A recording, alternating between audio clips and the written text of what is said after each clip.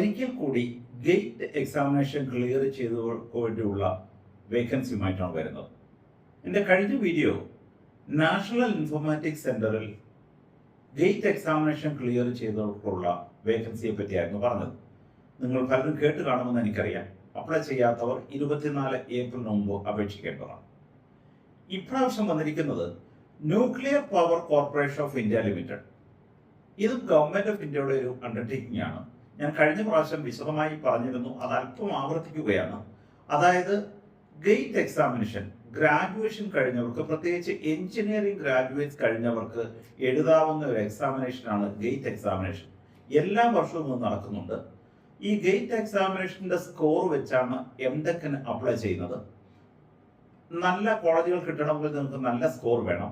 പക്ഷെ നമ്മുടെ പല ബിടെക് ഗ്രാജുവേറ്റ്സും ചിന്തിച്ചിരിക്കുന്നത് എനിക്ക് പോസ്റ്റ് ഗ്രാജുവേഷന് പോകണ്ടായല്ലോ, അതുകൊണ്ട് ഗേറ്റ് എഴുതണ്ട എന്നുള്ളതാണ്. പക്ഷേ ഈ ഗേറ്റ് എക്സാമിനേഷൻ എഴുതുന്നവരുടെ വേറൊരു വലിയ നേട്ടം എന്ന് പറയുന്നത് നമ്മുടെ ഗവൺമെന്റ് ഓഫ് ഇന്ത്യയുടെ അണ്ടർടേക്കിങ്ങുകളിൽ അവർക്ക് നേരിട്ട് ഓഫീസർ നിയമനം കിട്ടും എന്നുള്ളതാണ്.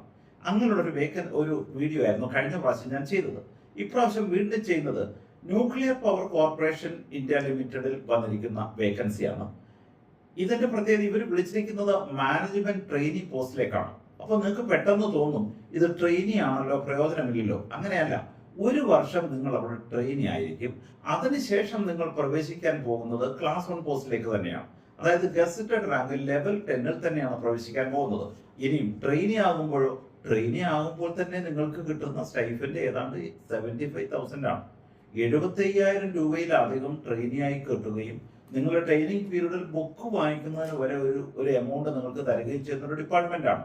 അവിടെ നിങ്ങൾക്ക് ഫ്രീ അക്കോമഡേഷനും ഫുഡും ഉണ്ടായിരിക്കും അവരുടെ ട്രെയിനിങ് സെന്ററുകളിൽ. അപ്പോൾ ഇത് മാനേജ്മെന്റ് ട്രെയിനി ആണ് എന്ന് വിചാരിച്ചിട്ട് ഇതിനെ തള്ളിക്കളയരുത്.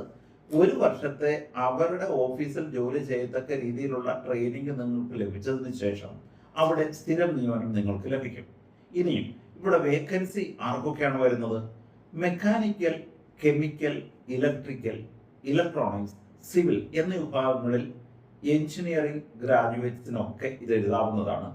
അവർക്കൊക്കെ ഇതിന് അപ്ലൈ ചെയ്യാവുന്നതാണ്. അപ്പോൾ നിങ്ങൾക്ക് 2024-ലെയോ 25-ലെയോ 26-ലെയോ ഗേറ്റ് സ്കോർ ഉണ്ടെങ്കിൽ ഈ സ്കോറിന്റെ അടിസ്ഥാനത്തിലാണ് നിങ്ങൾ അപ്ലൈ ചെയ്യേണ്ടത്. നിങ്ങളുടെ ഗേറ്റ് സ്കോറിന്റെ അടിസ്ഥാനത്തിൽ നിങ്ങൾക്ക് സ്ക്രീനിങ് നടത്തും. സ്ക്രീനിങ് നടത്തുന്നവരിൽ നിന്നും ഇവർ ഇന്റർവ്യൂവിന് വിളിക്കും. ഇതിനകത്തെ വേറൊരു പ്രത്യേകത ഞാൻ കാണുന്നത്, സെലക്ഷൻ ലഭിക്കുന്നത് ഇന്റർവ്യൂവിന്റെ അടിസ്ഥാനത്തിൽ മാത്രമായിരിക്കും.